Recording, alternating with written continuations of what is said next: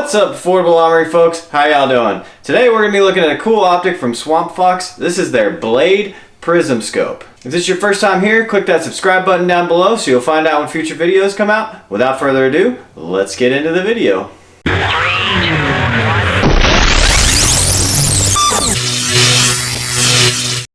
Okay, here we are at the workbench with the Swampfox Blade Prism series. This is a prism optic. So unlike a red dot, the reticle is actually part of the glass, and that is what the reticle looks like. You can see it is a CQB bullet rise compensation, CQB being close quarters battle. The idea being you aim for the top of the chevron there, and then you have compensation utilizing the dot below there, the line there, etc. You have to read the instructions to see exactly what each one means. Usually the outer circle here is like 65 MOA or something like that, and then that's typically your 3 MOA, something like that, and then that's your holdover for, again, ballistic compensation. So this is a 1x22 prism, super wide angle. In the box, you're going to get the honeycomb anti-reflection device, your flip-up lens caps, the battery, microfiber cloth, and the tool. Now the battery is for illumination. Again, the reticle is part of the glass, unlike a red dot where the battery turns on the optic. So 73.3 foot field of view at 100 yards. It has the glass edged bullet rise compensating reticle, auto on wake up illumination, 10 digital press illumination settings, 2 night vision settings, crystal clear bright, big sight picture, fast focus eyepiece, 3.8 inch eye relief, says half MOA per click adjustments, steel cable turret cap tethers, windage and elevation movement is approximately 45 MOA. Battery housing integral to the base, and again uses a CR123A battery, 3,000 to 40,000 hour battery life depending on brightness setting, and it is at least partially waterproof. So seize your freedom with the Swampfox logo there. See clearly, move fast, strike hard. That's on all their boxes, and again your information. So let's open it up, show you what comes in the box. Alright, you've got some foam there on the top, got a little bit of information again for support. Just like on all their other optics, there's their support website. You've got a manual here, installing battery, blah blah blah. There's your reticle. So 50 to 200 yards, you're going to zero it right there. At 15 yards, there's your holdover. That's kind of cool. So if you're shooting close range, at 10 yards, there's your holdover. 5 yards, all the way down at the bottom. So there's your ballistic holdovers and what they mean. That's pretty cool that it does that. And the zero is applicable only to 5.56 and 308 calibers. So if you put this on something different, then it'll be a little bit different. So bullet paths have very little chance to diverge due to velocity or ballistic coefficient differences at just 5 to 15 yards. So a 22 LR point of impact is nearly identical to 9mm or 7.62 by 39. That's interesting. Anyway, so there'll be more stuff in here, but I just wanted to show you that what the reticle looked like and what the different notches mean. So Swampfox sticker, pretty cool.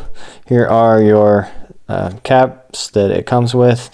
I don't necessarily care for these, but you know, if you're someone who likes that type of thing, there they are. You've got I'm not sure what that is, maybe for the honeycomb or something. You've got, this is your adjustment tool that comes in all the Swampfox optics. It's got the installation tool.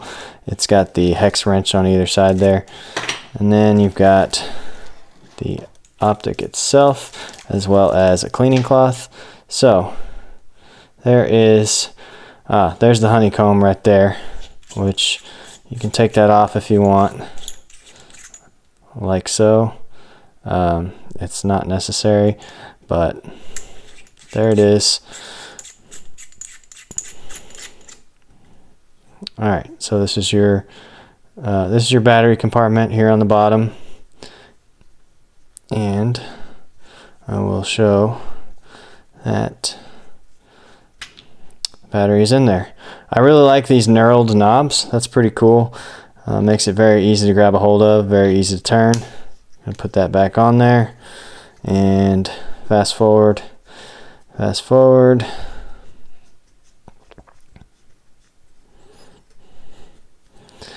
There is your front. Here is your elevation and windage knobs. Again, nice and knurled. And then when you unscrew it, you can use the back of the cap there to make your adjustments. Again, this is the windage, and then this top one here will be the elevation. So let's go ahead and screw that back on. Okay, so on the top here you have your plus and minus buttons for your illumination settings, and then on the other side here you got some Swampfox logo, the name Swampfox, as well as their chevron,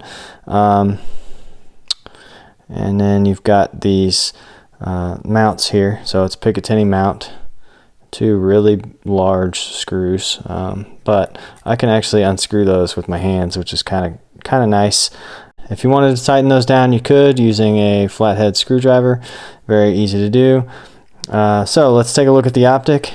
Okay, so there you can kind of see the outline of the reticle. Now I will go ahead and turn it on so you can see what it looks like illuminated. But as you can see, without this being powered on, I could still use this optic. That's what it looks like with the optic on. So again, cameras being what they are, it's kind of hard to tell, but you can see there's the giant ring around it, and then the well, it just looks like a dot from here, but I assure you there is a chevron in the center, with the dot below it, just like I showed you in the picture earlier. Very clear. The glass is nice and clear. And then if I move it out, you can see the honeycomb on the front there. So if you wanted, you could take that off. I'm going to leave it on there. But there you go. That's what the optic looks like. And then you've got a focus knob here. So if you wanted to, you could change that as necessary. So there you go. That's the gist of the Swampfox Blade Prism scope. Now I'm going to mount this to my Sig Sauer AR-15 and do some shooting with it. So without further ado, I'll roll in that footage.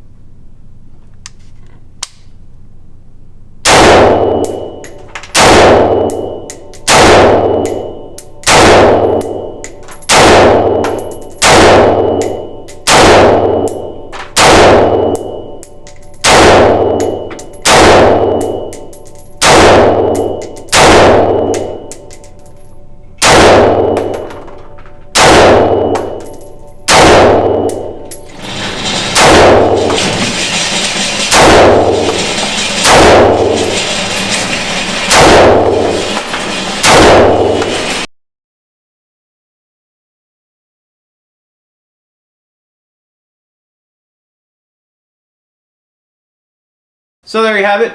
There is the Swampfox Blade Prism scope. I thought it was pretty good. It's not going to stay on this rifle because I borrowed it from a friend, and I've actually got a red dot that's going to go on this rifle. But I just wanted to test it out, see how it did. I kind of liked it. I may order one for myself in the future if I'm looking for this style of an optic. It's a good alternative for someone with, say, astigmatism who has trouble seeing a standard red dot. You know, it gets blurry and they can't see the red dot very clearly. The Prism scope, on the other hand, it's etched into the glass and it's just illuminated, so you're going to be able to see it much better than a standard red dot. I liked it. It's pretty good optic. I didn't try very hard to zero it as good as I could. I really just wanted to see if it kept a solid grouping. And I'm kind of limited on rounds right now. As you guys know, we're on an ammunition shortage and I didn't want to expend too many rounds testing it. But it did shoot a solid grouping, and I feel like if I moved it, I could dial it in much better. But so far, I mean, it performed pretty well. I like it. I would order one. I recommend it. If you want to go get one, I'm not going to advise you not to. Good choice. As always, guys, head over to affordable-armory.com. That's where the blog lives. That's where all of our social media links are. That's where our affiliate links are, so you can save yourself some money on something you were going to buy anyway. And we've got merch there, like hats, t-shirts, mugs, and face masks and stuff like that. So thanks for watching, guys, and we'll see you next time.